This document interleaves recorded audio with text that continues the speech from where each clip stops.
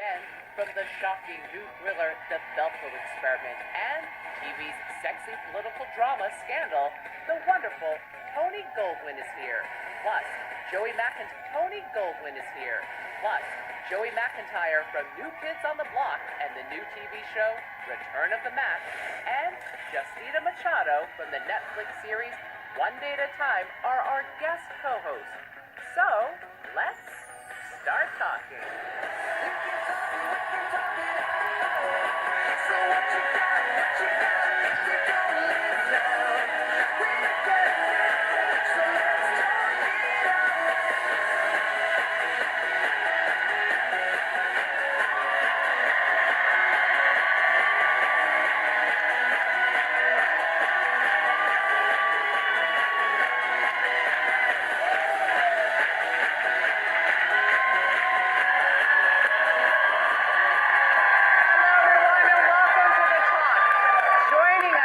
Table today from New Kids on the Block and the upcoming new show, Return of the Mac, Joey McIntyre.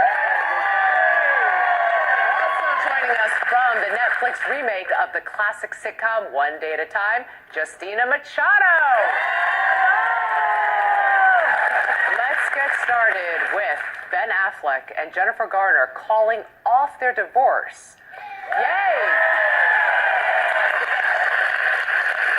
While his ex-fiancée, Jennifer Lopez, is in a hot new romance with Alex Rodriguez. According to People magazine, Affleck and Garner, who announced their separation almost 2 years ago, are determined to work things out and stay together. Meanwhile, Ben's ex, Jennifer Lopez, reportedly has a new man, former New York Yankee Alex Rodriguez. Joey McIntyre's favorite team. Not. J-Lo and A-Rod have been seeing each other for a couple of months, and a source tells Page Six that they are, quote, really into each other because they have so much in common, from their Latin roots to their love of New York and their kids. A-Rod, who has dated Madonna, Cameron Diaz, and Kate Hudson, officially split from Silicon Valley CEO Anne Wojcicki last month. The New York Post is already suggesting nicknames for the pair like J-Rod or A-Lo. A source tells People magazine J-Lo is aware that Alex is a ladies' man and she is being cautious. Do you, wise, always smart, do you think they're a good match?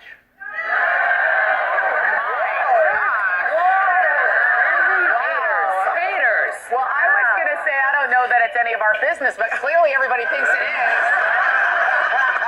I mean, look, from the outside, you don't ever know if a couple is a good match because nobody knows what goes on inside a relationship, why people are drawn together. You know, I think Jennifer can be with whoever she wants. She has plenty of money. She has a great career. She could date, you know, Kermit the Frog. You know what I mean? That's like, she can get down any way that she wants to. But I will say this, in so much as people kind of think him as a ladies' man, and I used a word for him that is, I can't say on TV, but like a star lover. There's a ruder word. Yeah, he's a player, and he loves famous women.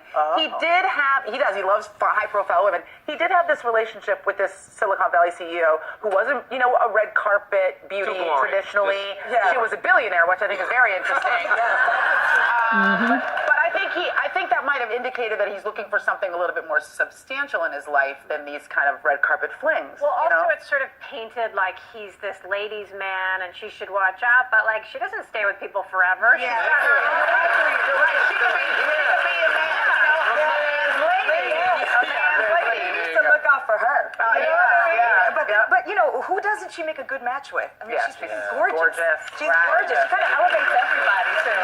She really does. Everybody next to her gets elevated. You're like, oh wow, he's really cute. He's definitely dating up. I pay to see them. I just pay to see that. I mean, You like them together, Joey. Why not? Yeah. I know, it is a stunning looking couple, but Cheryl and I are on the same page on this.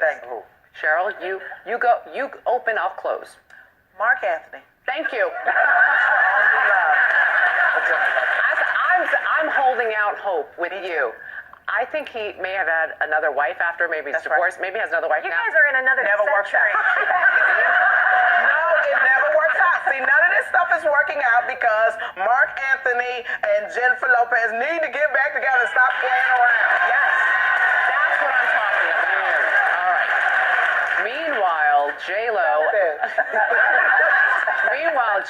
and her Shades of Blue co-star Ray Liotta were guests on last night's Watch What Happens Live.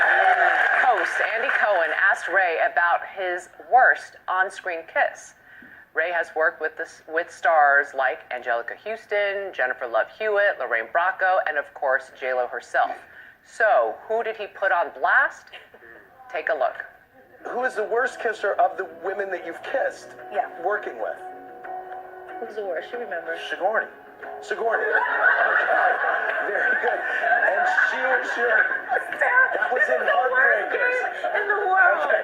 I actually thought he was going to plead the fifth to that one, to tell you the truth.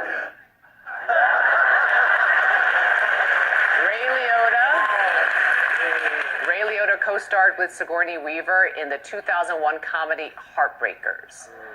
Do you remember your worst kiss? Well, first of all, Andy gets you drunk, so you say stupid things on that show. Yeah, that's his plan. But then you guys talk about it, so it works. I don't remember my worst kiss. My first kiss, though, comes to mind because it was all about you wanted it to be a French kiss. So it was, I got my mouth as open as it could get. It was just about, I'm going to say this is going to be a French kiss, and there was way too much teeth. How old were you? I did it. How old were you, Joey McIntyre? Because my son's 9, I was 11, like almost 12. That's young.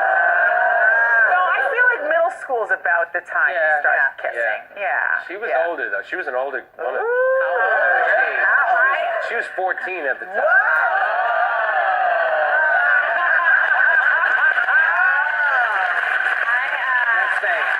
I know Joey's 9-year-old, and he's a ladies' man. I think I had like a similar experience. I was at camp, and after the dance, someone would ask you to dance, and like traditionally you'd kiss after the dance. And I went with a boy that I think had just never really kissed anybody before. And I kissed him, and I think he had a heart attack. What was that? Did I tell you guys the other day? I don't remember my first kiss as being memorable, but the first boyfriend I had, we didn't know how to kiss, and we were both too afraid to kiss, so we just hugged really aggressively all the time. Like it was like the petting without the kissing. We would just be on the couch going like this. It was so sweaty and weird, and it was like no eye contact. And you loved it. I loved it. I didn't know what was going on. All right. Well, moving on.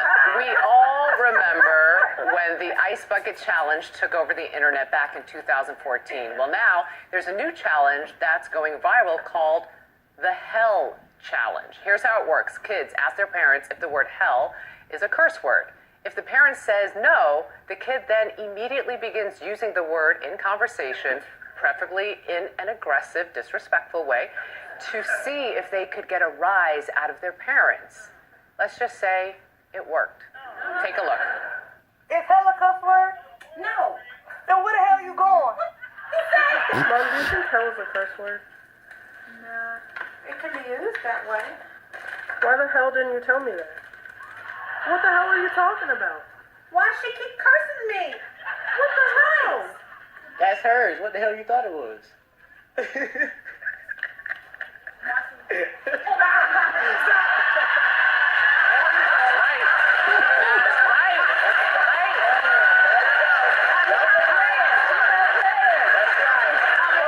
Everybody's clapping now. Everybody's clapping about she wasn't going for it. You're gonna clap when I say That's true. when Joey McIntyre said, gives a little room to the thing. Everybody goes, it's okay. It's all right. I think she just smacked the phone out. Okay, let me help you, Joey. Then the Hell Challenge gonna get you kids knocked the hell out. That's what's gonna happen. That's right. All right, go ahead. Here is the question. Be honest. What is the most disrespectful thing your kids have ever done to you or you have done to your parents? Not a damn thing, Julie. But I can live to tell about it because when we were growing up, you couldn't even say anything. Dang, you couldn't breathe heavy. Yep. You couldn't suck in your teeth. Don't roll your eyes. You better not stop on the way out of there. And take that bass out your voice. Remember that one? Yeah, see that? See, I wouldn't even think nothing bad. I was like, oh, she know what I'm thinking.